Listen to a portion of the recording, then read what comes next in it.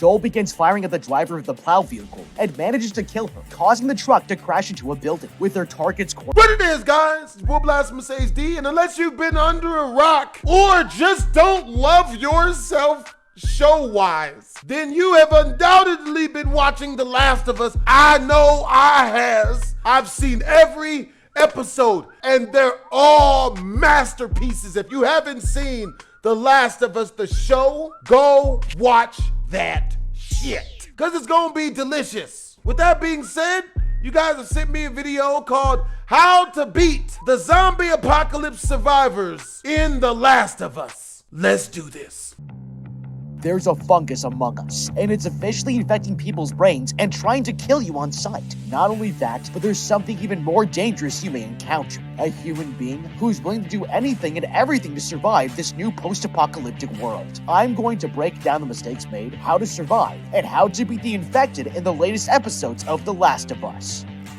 In 2023, 2 decades after the outbreak of mutated cordyceps, which turned those infected into mindless zombie-like creatures, Joel here lives inside a quarantine zone in the area that used to be Boston, Massachusetts. He lives a seemingly quiet life as he copes with the loss of his daughter in the first days of the outbreak. In between menial sanitation jobs, he meets with his partner Tess. Together, they act as smugglers trying to eke out a living as a group called the Fireflies attempt to overthrow the authoritarian police state government, Fedra. Joel uses his position with the quarantine zone to play both sides of the field. He befriends Fedra agents and sells them illicit goods, smuggles supplies in and out of the quarantine zone, and on occasion, works to advance the Firefly cause, more for personal gain rather than political. Tensions are mounting across the quarantine zone as the Fireflies have become more active in their attacks on Fedra soldiers. Joel mostly tries to stay out of the way. Marlene, leader of the Fireflies, keeps a young girl, Ellie, chained inside of a room. Each day she comes to check on her, but refuses to let her leave. She claims Ellie's important, and her life cannot be risked in the city. The Fireflies are planning a large mobilization of all their agents in one section of the city, but their soldiers are getting restless. No one has explained why this is necessary.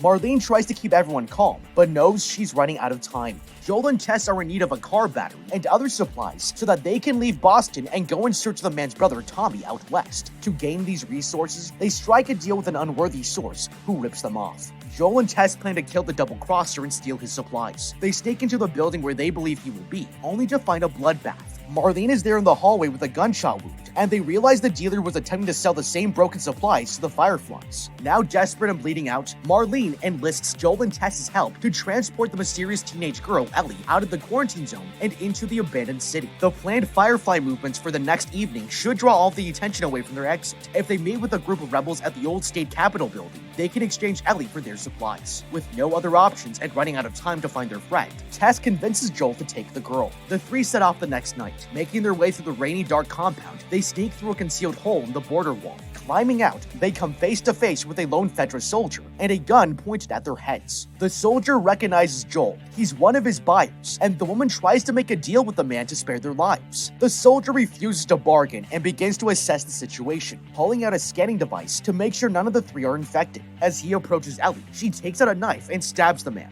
Joel springs to action and pummels him, violently and repeatedly punching him in the face. Tess grabs the scanner, revealing its red screen. Ellie is infected with cordyceps. Panicked, Ellie screams that she's not sick. Neither Tess nor Joel trust her, but she reminds them that if they don't run now, they'll be captured and executed by Fedra. The three drop the argument for now and hurry away from the quarantine zone and into the ruins of Boston. Okay, we are not off to a great start. The mission has only just begun and someone is already dead. Could this have been avoided? Marlene was wise to mobilize the Fireflies in such numbers that most of the Fedra agents would be focused on their activity rather than patrolling the border. Most, but not all agents. Unluckily for Joel, Tess, and Ellie, this agent was patrolling and was able to get the upper hand on the three of them. But what if they had gone a different route?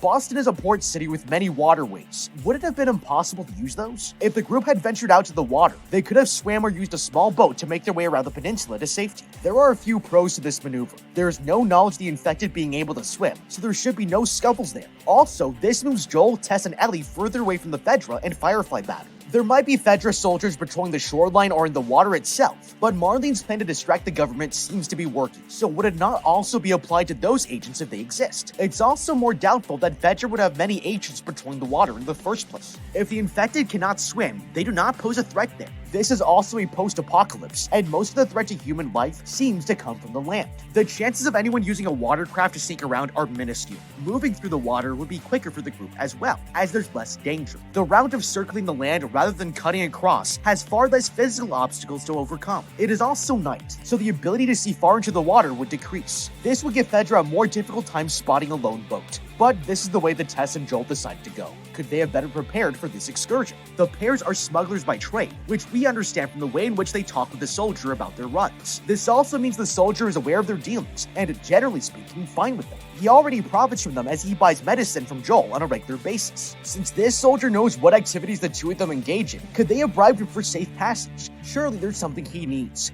We know he smokes cigarettes and perhaps uses other substances. Reaching an agreement about however much illicit goods the soldier wants could be beneficial. To give credit where credit is due, Tess does try to negotiate with the soldier. He demands that he gets free medicine and the entire earnings of the smuggling run that the two embark on. These are harsh demands to be sure, but they are something Tess and Joel could work with. It's logical that Tess and Joel have a good idea where the soldier is stationed. Maybe there's some variation in the schedule, and he does not spend every night in the same spot. But Joel still talks with him regularly when he deals him cigarettes, so he also has access to this information. Earlier, the soldier warned Joel to stay inside and lay low on this night because Fedra was expecting a battle with the Fireflies. At the time, Joel did not know of Ellie's existence and that he and Tess would be needed to transport her somewhere. Yet Joel could have pressed the soldier for more information or found a way to contact him again once he learned of his new smuggling deal to get the information about what to expect and what pathways to use. Instead, Joel uses the time in between meeting Ellie and heading off on the trek to nap. That's a valid use of time, but perhaps not the most wise thing to do. Now that he, Tess, and Ellie are in this situation, they have few options. There's a gun pointed at the back of their heads. They have no willpower. Even Tess is negotiating things. Ellie makes a move by stabbing the soldier. This is not ideal as it leaves a dead body in their wake, but it is decisive action which gets the trio out of this sticky situation. Stabbing is not ideal because other Fedra agents will eventually find the body and have an inkling of what happened. They might not follow the group into the city. However, since the abandoned Boston is allegedly fairly dangerous, and a single soldier's body does not constitute an emergency, regardless of if this was the best way to handle this situation, it has been handled, and that's more power to Ellie for doing so.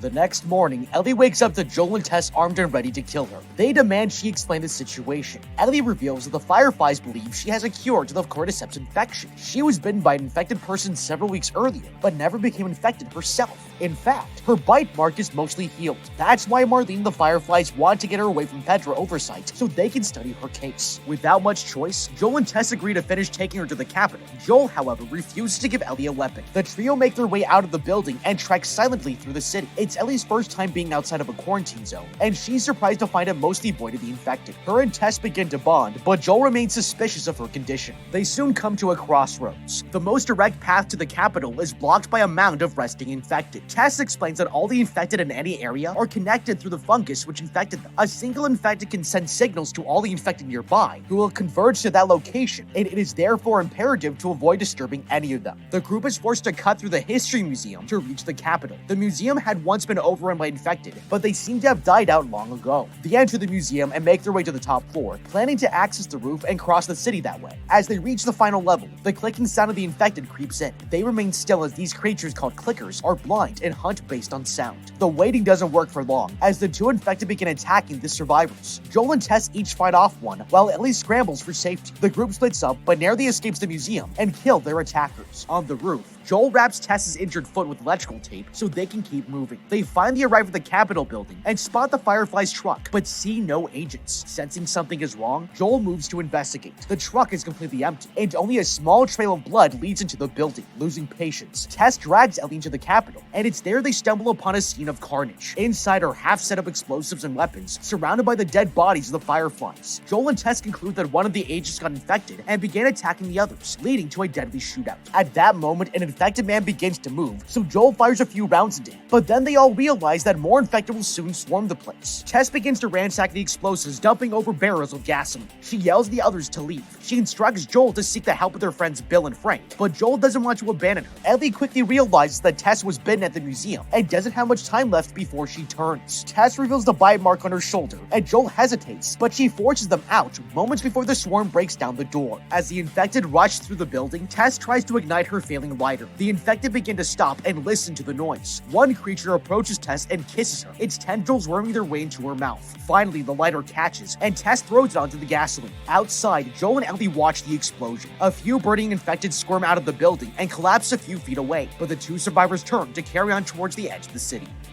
Okay, desperate times call for desperate measures, and boy are things getting worse by the minute. This is not an easy situation to get out of. Navigating the ruins of Boston is more dangerous than any of these three truly realized. Joel and Tess have decent knowledge of the challenge this task presents, and they do a good job, up to a certain point. Entering the History Museum was a risky move, but also necessary. The other pathway was a death trap. There were far too many infected for even 3 people to fight off. It seems that previously, Joel and Tess have used the History Museum shortcut to cross Boston, but eventually stopped since some infected nested in the building. There are so many other buildings, however, that at least one of them should supply the same advantage. It would have been worth everyone's time to try and find this alternate route, since the group, or at least Ellie, slept through the night with no problems. It does seem as though any Fedra agents are hot on their trail. If they had been, the group would have been found already. Using this time to scout out a new path with Ellie asleep, or even once she was awake, would have been wise. The group did not do this though, and instead took the risky museum route. All was fine until they reached the top floor. Once those clickers attacked, Joel and Tess fought back beautifully. It might have been more useful to team up, but taking out each clicker one at a time also was not a readily available option. Still,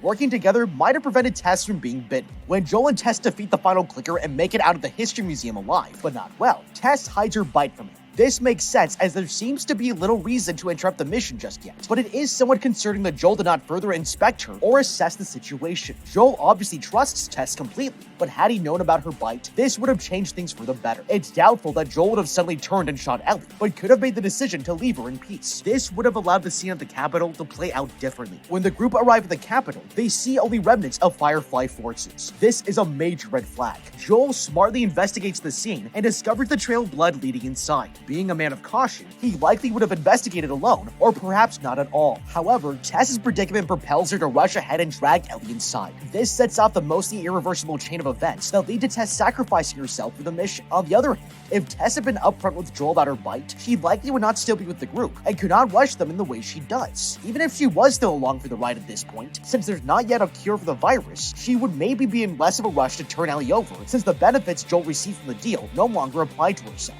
This is a tough moment to navigate since emotions are running so high, but Tess's misguided act spirals out of control. As we're handling the horde of infected heading towards the Capitol once Joel shoots the creature already inside, Tess does something harsh but logical. Her death aids Joel and Ellie's escape, and also prevents her from ever turning into a mindless creature. She acts quickly, which gives the other two just enough time to get out. Had Joel and Ellie stayed to fight the horde, they likely would have been overrun and turned into infected themselves, along with Tess. In the woods a few miles outside Boston, Joel contemplates his loss, and Ellie waits for instructions. Finally, Joel emerges from his solitude to continue the trek, but he forbids Ellie from ever mentioning Tess's name. As the two walk on, Ellie questions how the cordyceps pandemic began.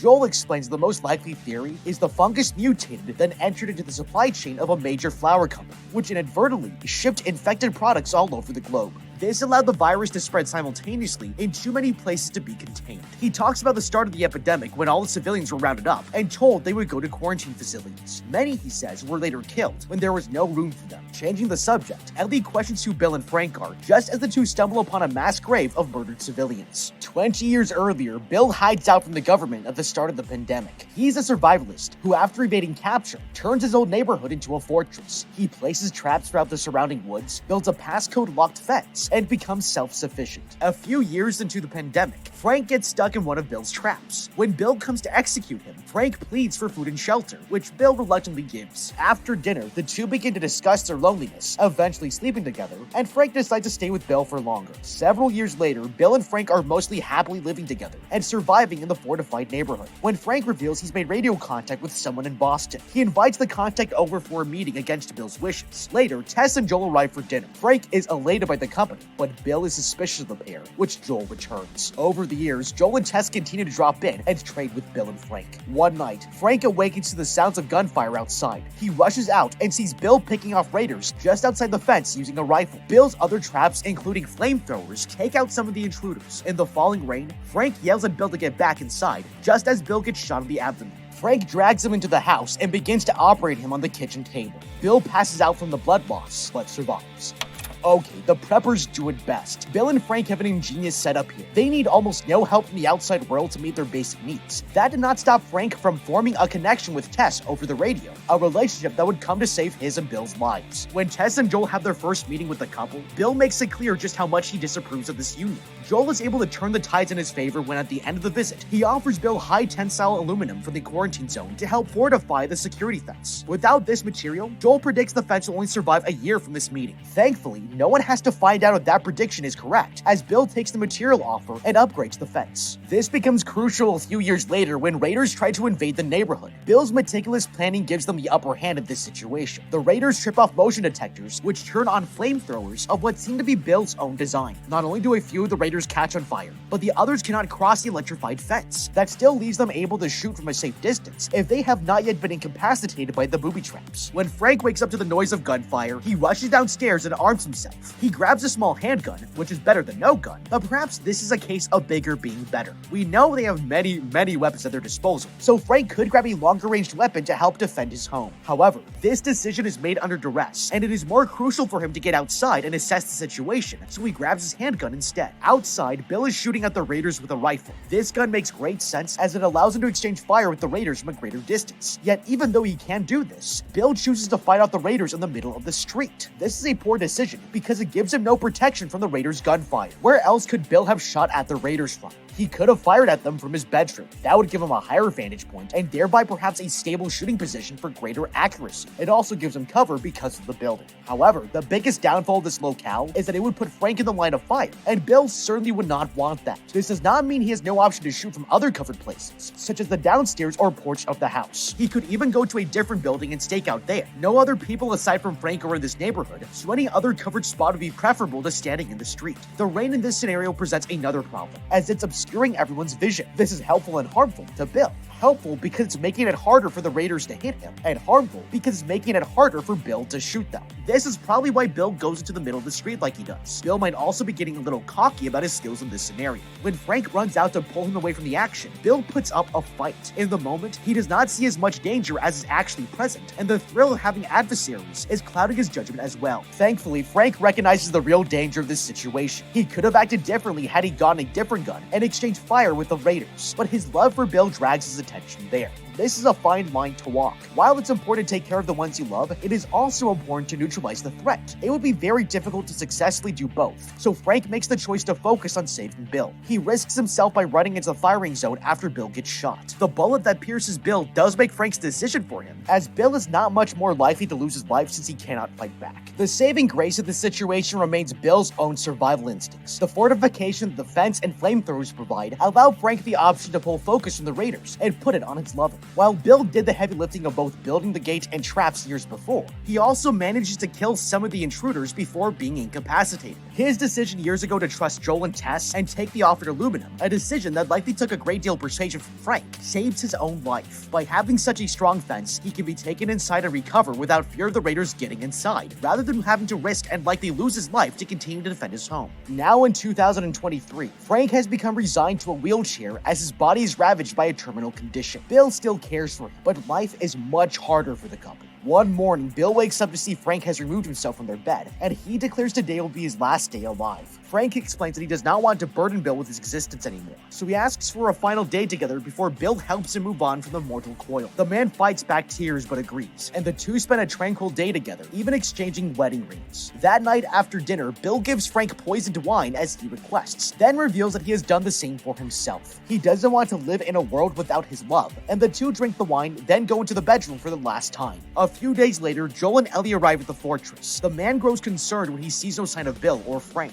They enter the house and find a note on the table, which Ellie reads. It's a last will and testament Bill wrote. In it, he reveals that he left supplies for Joel should he ever need them. Joel begins to gather the supplies, including a truck. Both he and Ellie take showers, and the girl steals a small handgun while Joel isn't looking. After paying respects to his friends, the man gets Ellie into the car, and they drive away. Joel and Ellie continue west to find the man's brother, Tommy, who can hopefully help them get the girl to the Fireflies and stop frequently to siphon gas from abandoned vehicles. As they drive, Joel explains that Tommy has also had the the desire to change the world. Even before the pandemic, he joined the army before becoming disillusioned with it. Once society collapsed, Tommy convinced Joel to travel towards Boston with him. On that journey, they met Tess, and the three eventually formed a tenuous connection with the Fireflies. Now, Tommy has stopped responding on the radio. Joel assumes he has long since left the Fireflies to survive on his own, and vows to search as long as it takes to find him. He and Ellie spend the night in the woods, where Joel warns Ellie that strangers can be even deadlier than the infected. The two begin to bond over a book of puns Ellie picked up along the way. The next morning, they arrive in Kansas City. An underpass cutting through the city center is blocked by vehicles, so Joel gets off the highway and drives through downtown. Ellie has trouble reading the map, and they find themselves lost. As they pass what used to be the quarantine zone, they notice the lack of Fedra soldiers. Just as Ellie points this out, an injured man appears ahead of them. Immediately sensing a trap, Joel speeds ahead, almost hitting the man, and a raider on top of a building drops a cinder block on the truck's hood. The truck drives over a strip of tire spikes and careens into a store. The raiders begin to shoot at Joel and Ellie, who climb out of the vehicle and take shelter. Joel begins returning fire and instructs Ellie to climb through a hole in the wall to a secluded room. She does this as Joel kills one of the raiders. He takes out a second raider, and the third man runs to the store. The two get into a brutal fight for survival, but the raider gets the upper hand and starts choking Joel with his rifle. Ellie pulls out her knife, but then thinks better of it and gets the handgun she stole from Frank. She climbs back into the store and shoots the raider in the back. Getting the upper hand, Joel turns the tables on the man as the raider begs for his life. He pleads and says he won't tell anyone they're in the city. Joel tells Ellie to go back into hiding, and once she does, he uses the raider's own knife to kill him.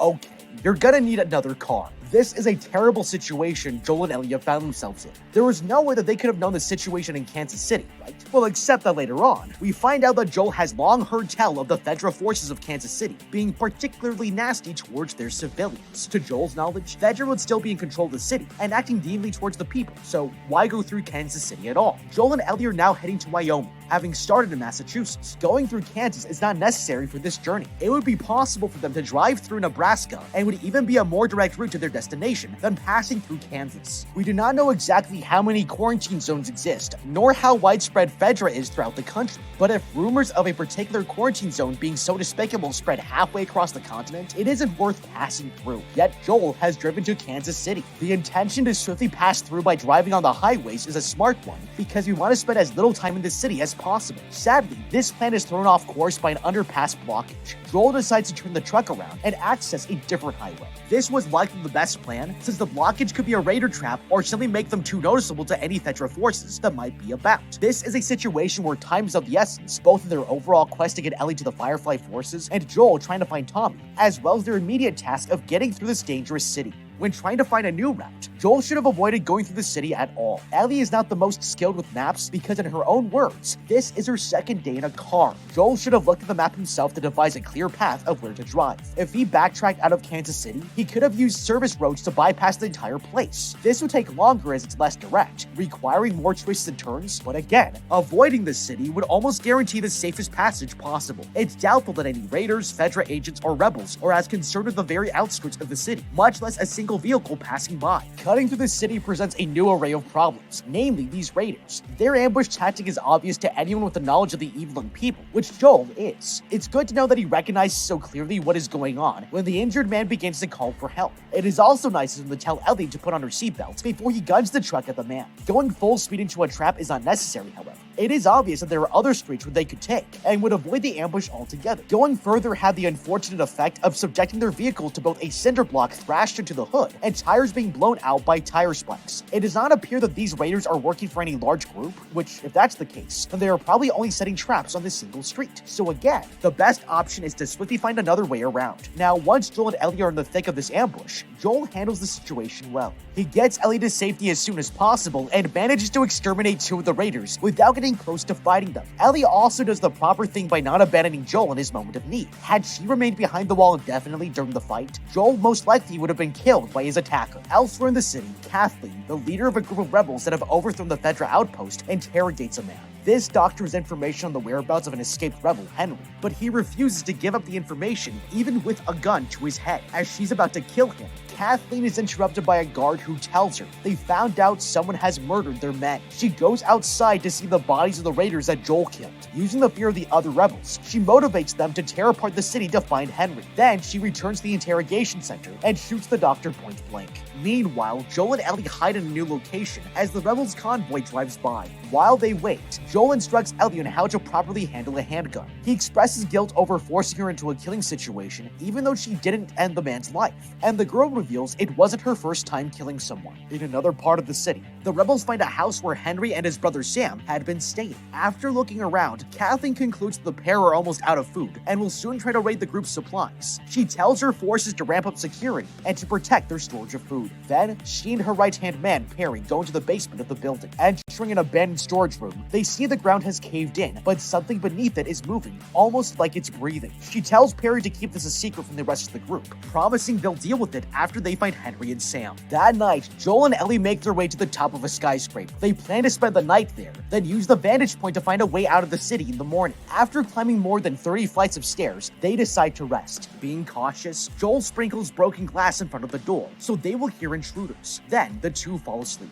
Later that night, Ellie wakes Joel up to see two survivors, Henry and Sam, pointing their weapons at them. 2 weeks earlier, the people of Kansas City overthrew their local federal regime. While the masses celebrated, Henry and his deaf younger brother Sam avoided resistance trucks in the streets. They make their way to meet Edelstein, a man who helps hide them until they can find their way out of the city. Meanwhile, Kathleen rounds up a group of collaborators, those who spy on their neighbors on behalf of Fedra. She interrogates them for information on Henry and Sam, which one person eventually gives. He informs her that they've gone into hiding with Edelstein's help. Kathleen orders all the collaborators killed and heads to find them. 10 days pass, and Edelstein has vanished, leaving Henry and Sam without help or a plan. The older brother decides they must make a run for themselves. As they prepare to do so, Joel and Ellie have their run-in with the raiders across the street. After the shootout ends and the sounds of gunfire stops, Henry devises a plan to get out of the city. That night, he and Sam sneak into the building where Joel and Ellie are sleeping. He holds them at gunpoint while explaining their need to team up. He knows the city and the escape route. Joel, without much choice, agrees, and they share a meal. In the morning, Henry explains his plan. They'll use the sewer tunnels to sneak into the suburbs, then cross the river, and they're all out of Kansas City. He explains that Fedra drove the infected underground at the start of the outbreak, and there's been no sign of them since.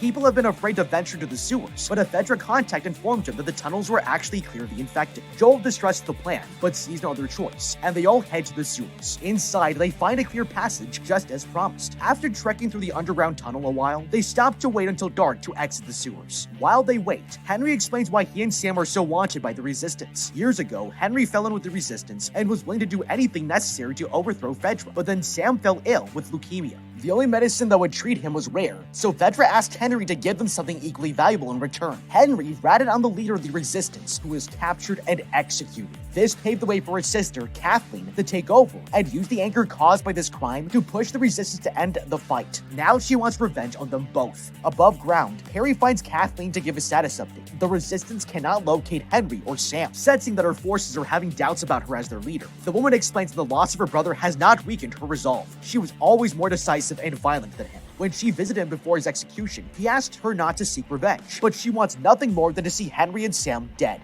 That night, the 4 survivors leave the sewers and arrive in the suburbs. Ellie and Sam begin to let their guards down as they approach the edge of the city. Suddenly, someone begins firing at them. Taking cover behind a vehicle, Joel spots the sniper at the top of a mansion at the end of the street. He instructs the others to stay put while he sneaks his way into the house. He heads towards the building as fast as he can, entering the room with the shooter, and opens the door to see an elderly man with a gun. Joel begs the man not to shoot, but the rebel tries to get a shot off, so Joel kills him. That's when he hears Kathleen's voice on the man's radio, revealing that she and the Resistance are almost upon them. Joel yells down for Henry, Sam, and Ellie to run for cover, just as the Resistance convoy arrives. Joel begins firing at the driver of the plow vehicle and manages to kill her, causing the truck to crash into a building. With their targets cornered, the rest of the Resistance climb out of their vehicles, and Kathleen calls out for Henry to surrender. Henry tries to negotiate with her for the other's safety from his hiding place, but knows she will never listen to reason. He tells Ellie to run with Sam to safety on his mark. Then he stands up and surrenders. Kathleen moves closer to shoot him when the plow truck suddenly sinks into the ground. From the sinkhole bursts a massive horde of the infected, and they charge at the humans as chaos breaks out.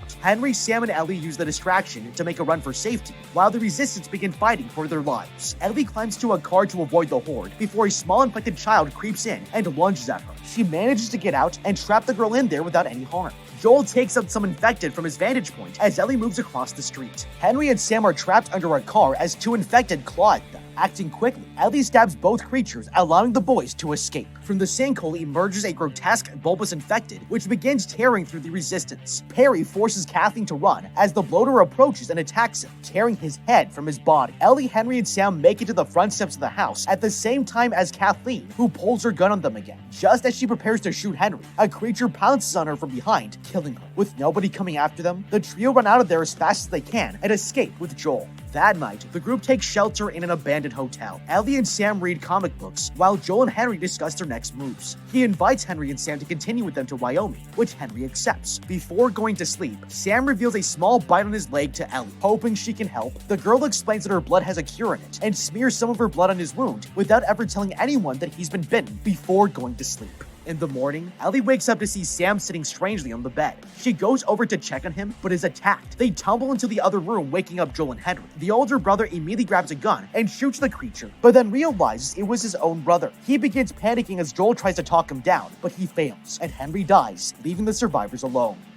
Okay, this is one of the most upsetting things that could have happened. Henry, Sam, Joel, and Ellie have not done everything right, but they did do a lot of things well, particularly in the showdown with Kathleen, which became interrupted by the peekaboo infected horde. The group still held their own and made smart decisions. Prior to that moment, Ellie should have been quieter so as to not attract attention to the group. Joel uncharacteristically did not try to calm her down as she made their presence known in the suburbs, likely because he felt out of danger, and Henry and Sam's company was growing on him. Then, the elderly man started shooting, and things escalated very quickly. It was genius of Joel to remain in the house as he did, so that he could use this view to protect the rest of the crew. His position was fairly hard to hit and kept him protected from the infected. With that said, the others should have run into the woods, rather than straight towards the house when Joel told them to move. Seeking shelter was more useful in this moment than staying in the open. Kathleen and the rebels would have eventually gone into the woods looking for them, but perhaps not before the infected made their presence known. The 3 of them could have snuck around towards the bridge through these woods, and met with Joel in more secrecy and safety this way. At least Henry was able to stall for enough time for the infected to come and spice up the party. Once the horde broke out, everyone played their cards as best as possible. The scene was so chaotic that it is highly unlikely Sam would have gone out without being bitten. After the group reunited and made their way to the hotel, Joel should have checked everyone for injuries. He has done this many times after any violent action, and having done so then would have prevented a death. Again, there was nothing to be done for Sam after being bitten, though Ellie valiantly tried. But had others known about Sam's infection, things would have turned out differently. Henry would have panicked, but it is doubtful that Joel would have immediately turned his weapons against him and Sam. Taking risks with an infected person has not yet panned out, so Joel would not have wanted to keep Sam around, but if Henry had more clarity on the situation, he could have reacted better. Killing anyone would be hard. Killing your own sibling would be near impossible. Henry might have chosen to relieve Sam of the life of an infected, but could have had more time to process these emotions, since it took several hours for Sam to complete a transformation. Even that much longer could have saved Henry's life. He's a capable survivor and has a good head on his shoulders, but having made such a horrific decision under duress messed with his logical thinking, leading to his sudden death. Henry would have been a valuable asset to Joel and Ellie, but unfortunately in the heat of the moment, he did not listen to reason. He didn't fail anyone because Sam being bitten was not his fault, but he did fail himself in not being able to help the group take Ellie to the Fireflies, who might be able to find a cure. Later, Joel buries both bodies, and Ellie packs their bags. She refuses to talk about what happened, and instead just makes Joel point them in the right direction. They continue their trek now on foot towards Wyoming, unsure of what else lies in their path, but one thing is certain: Pedro Pascal is definitely a dad. But what do you think? How would you beat The Last of Us Part 1? Let me know with a comment down below. Thank you so much for watching. You know, I never did a whole lot of thinking on how I would beat the end of days apocalyptic times. Honestly, if the zombie apocalypse happened, I would probably get in a really, really good shape so I could functionally fight off whatever hordes or whatever is coming through. Hope you guys enjoyed the video. If you did, make sure to comment, like, and or subscribe. It's your boy BlastphamousHD. Twisms.